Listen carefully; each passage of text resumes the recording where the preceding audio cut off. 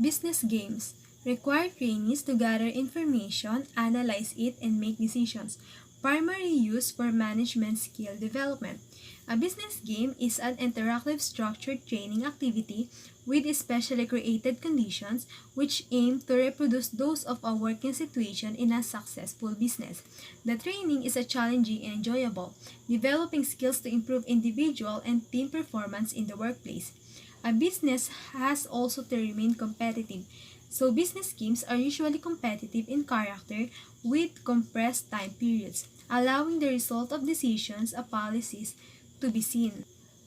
So we have the type of decisions that participants make in games include all aspects of management practices. So we have the labor relation, which is the agreement and contract negotiations, ethics, marketing, the price to charge for a new product, and finance, financing the purchase of new technology. So typical games have the following characteristics. The game involves a contest among trainees or teams of trainees or against unestablished criterion such as time or quantity. The game is designed to demonstrate an understanding of or applications of a knowledge, skill, or behavior. Several alternative courses of actions are available to trainees, and trainees can estimate the consequences of each alternative, but only with some uncertainty. Trainees do not know for certain what the consequences of their actions will be because the consequences are partially based on the decision of other game participants. Finally, rules limit participant behavior. To ensure learning and transfer of training, games used in training should be simple enough that trainees can play them in a short period of time. The best games generate excitement among the participants and interest in the game. Meaningfulness of the game is enhanced if it is realistic. Trainees need to feel that they are participating in a business and acquiring knowledge, skills, and behaviors that are useful on the job. This table contains some questions that can be used for debriefing a game. So first we have, how did the score of the game affect your behavior and the behavior of the team? What did you learn from the game? What aspects of the game remind you of situation at work? How does the game relate to your work? And last, what did you learn from the game that you plan to use at work? By asking these questions of the learners, you can get a deeper insight into how effective the simulation has been and how it can be improved. Debriefing from a trainer can help trainees understand the game experience and facilitate learning and transfer. Debriefing can include feedback, discussion of the concept presented during the game, and instruction in how to use at work the knowledge, skills, or behavior emphasized in the game. Introducing a game debriefing gives learners an opportunity to share thoughts and strategies with team members, facilitators, and opposing teams. Tweaks can be made to the simulation while it is still happening to ensure everyone benefits as much as possible. Role plays. Have trainees act out characters assigned to them. Information regarding the situation is provided to the trainees. So, it allows a learner to assume the role or task of a job by practicing or simulating real working conditions.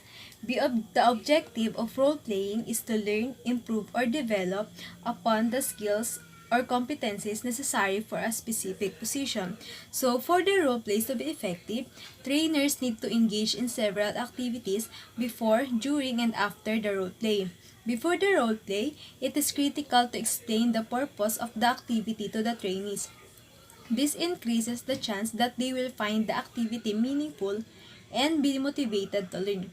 Second, the trainer needs to clearly explain the role play, the character's rules, and the time allotted for the activity. A short video may also be valuable for quickly showing trainees how the role play works. During the activity, the trainer needs to monitor the time, degree of intensity, and focus of the group's attention. The more meaningful the exercise is to the participants, the less trouble the trainer should have with focus and intensity. At the conclusion of the roleplay, debriefing is critical.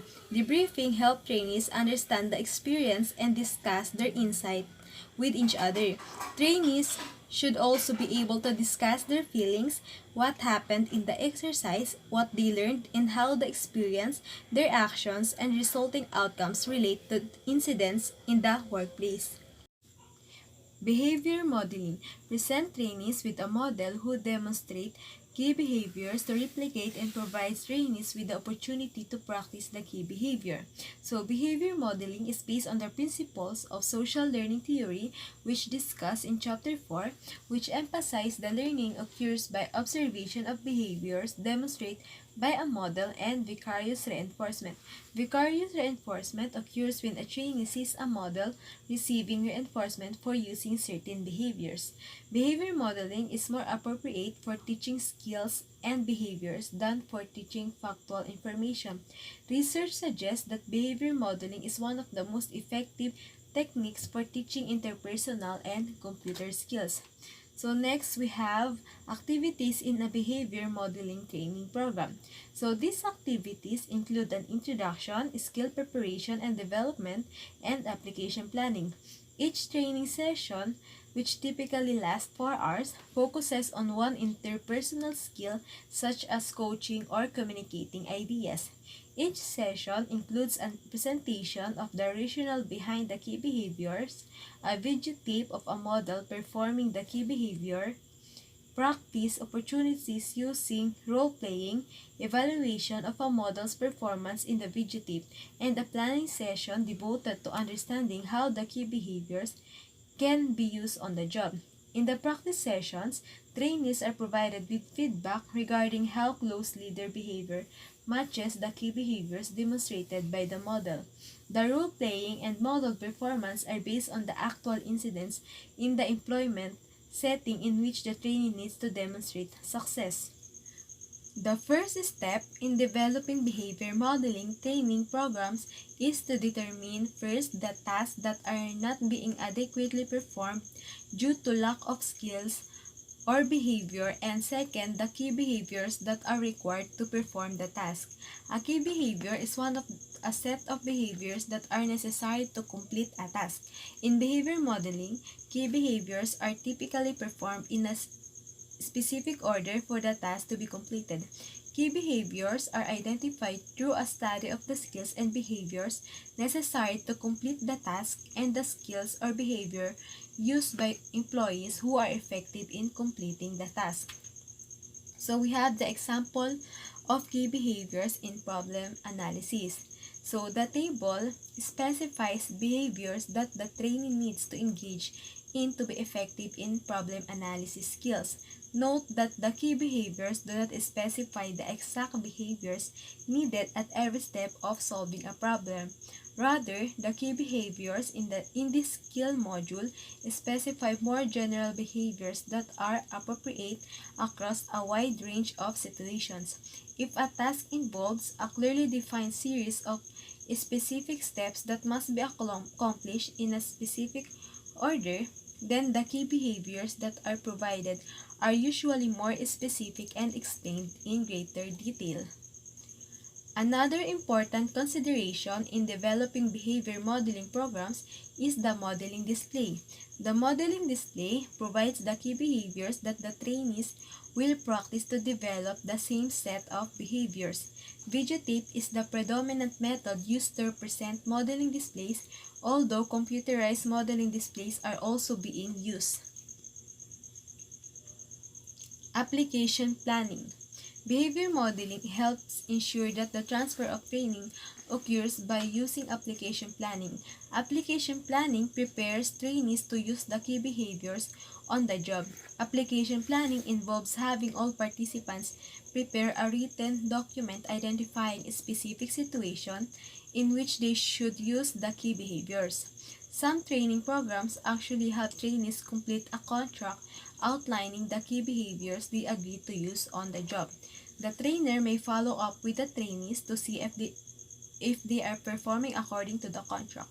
Application planning may also involve preparing trainees to deal with situational factors that may inhibit their use of the key behaviors. As part of the application planning process, a trainee may be paired with another participant with the stated expectation that the two should periodically communicate with each other to discuss success and failures in the use of key behaviors. Group building method. Refer to training methods designed to improve team or group effectiveness. Training direct at improving individual trainee skills as well as team effectiveness.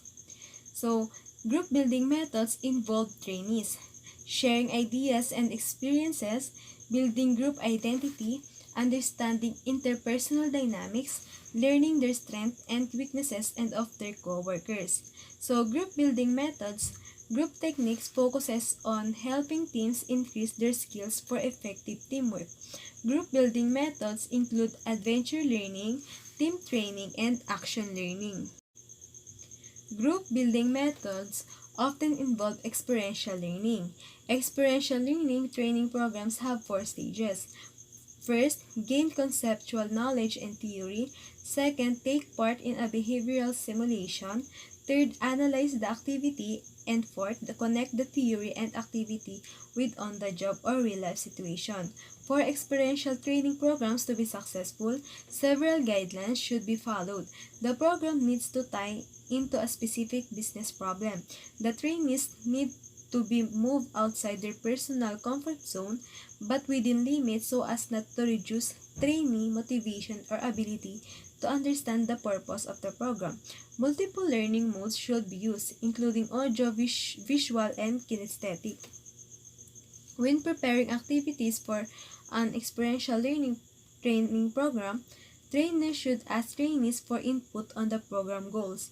Clear expectation about the purpose, expected outcomes, and trainees' role in the program are important. Finally, the training program needs to be evaluated. Training programs that include experiential learning should be linked to changes in employee attitude, behaviors, and other business results. Adventure learning focuses on the development of teamwork and leadership skills using structured outdoor activities, also known as wilderness training and outdoor training. Best suited for developing skills related to group effectiveness such as self-awareness, problem-solving, conflict management, and risk-taking. Adventure learning may involve strenuous, challenging physical activities such as dog sledding or mountain climbing. Adventure learning can also use structured individual and group outdoor activities such as wall climbing, rope courses, rappels, and ladder climbing.